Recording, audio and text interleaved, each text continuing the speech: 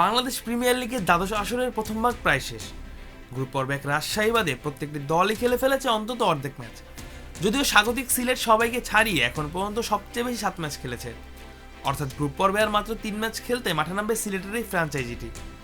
আর দলের মতো সিলেটের মাঠেও বিপিএল এর পর্ব প্রায় শেষের পথে। গ্রুপ পর্বের শেষ ভাগ আর নকআউট রাউন্ড পুরোটাই ঢাকায় অনুষ্ঠিত হবে। এদিকে বিপিএল এর গ্রুপ পর্বের এই শেষ ভাগে এসে চলছে সমীকরণের মারপ্যাচ। কোন 4 দল উঠবে পরের রাউন্ডে, কারা এবার গ্রুপ পর্বে কাটা পড়বে, এমন হিসেবে দিন কাটছে ভক্তদের। বাংলাদেশ প্রিমিয়ার লিগের আরাধ্যের এই শিরোপা ছুঁয়ে দেখবে পছন্দের ফ্র্যাঞ্চাইজি, এই কামনাই সবার। তবে দিন শেষে 22 গজে যে ভালো খেলবে তাদের ঘরেই যাবে বিপিএল এর শিরোপা। তবে তার আগে চলুন জেনে নেওয়া যাক সেরা 4-এ ওঠার দৌড়ে কারা আছে সবচেয়ে বেশি এগিয়ে, তাদের কপালে পড়েছে দুশ্চিন্তার ভাঁজ। বিপিএল এ আপাতত 6 ম্যাচ খেলে সবচেয়ে বেশি 8 পয়েন্ট নিয়ে সবার শীর্ষে চট্টগ্রাম রয়্যালস। অথচ টুর্নামেন্ট শুরু হওয়ার আগ মুহূর্তে এই দলের মালিকানা হুট করে ছেড়ে দিয়েছিল নতুন গ্রুপটি। পরবর্তীতে বিসিবির দায়িত্বেই মাঠে খেলা শুরু করে চট্টগ্রাম। আর নিজেদের প্রথম ম্যাচে নোয়াখালীকে হারিয়ে শুরু করা বন্দরনগরের এই দলটি এ পর্যন্ত 6 ম্যাচ খেলে 4টিতে জয় পেয়েছে। তবে মজার ব্যাপার হচ্ছে যে 2টি ম্যাচেই হেরেছিল চট্টগ্রাম, সেখানে প্রতিপক্ষ ছিল একটাই দল, শক্তিশালী রংপুর রাইডার্স। সমান পয়েন্ট নিয়ে যারা চট্টগ্রামের ঘাড়েই নিঃশ্বাস ফেলছে। অর্থাৎ এরই মধ্যে 8 পয়েন্ট অর্জন করেছে রংপুর রাইডার্সও। তবে রান রেটে পিছিয়ে আপাতত 2 নম্বরে অবস্থান করছে এই দলটি। তবে চলতি আসরে চট্টগ্রাম রয়্যালসকেই উড়িয়ে আসর শুরু করা রংপুর নিজেদের খেলা 5 ম্যাচে শুধুমাত্র রাজশাহীর বিপক্ষে সুপার ওভারে গিয়ে ম্যাচ হেরেছে। অর্থাৎ নির্ধারিত ওভারে এখন পর্যন্ত রংপুরকে হারানোর সাধ্য হয়নি কারোরই।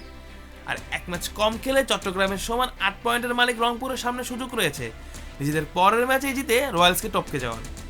এদিকে বিপিএল এর তৃতীয় স্থানে আপাতত 6 পয়েন্ট নিয়ে রয়েছে স্বাগতিক Sylhet Titans.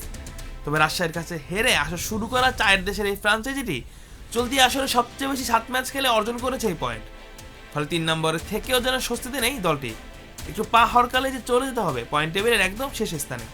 Acno Advanced Hygiene Soap-এর ন্যাচারাল ব্যাকটেরিয়ালাইসিস টেকনোলজি জীবাণু থেকে দেয় 99.99% protection. Acnol advanced hygiene soap, এবার জীবাণু ধুলাবালি ঘাম ক্লিন বোল্ড।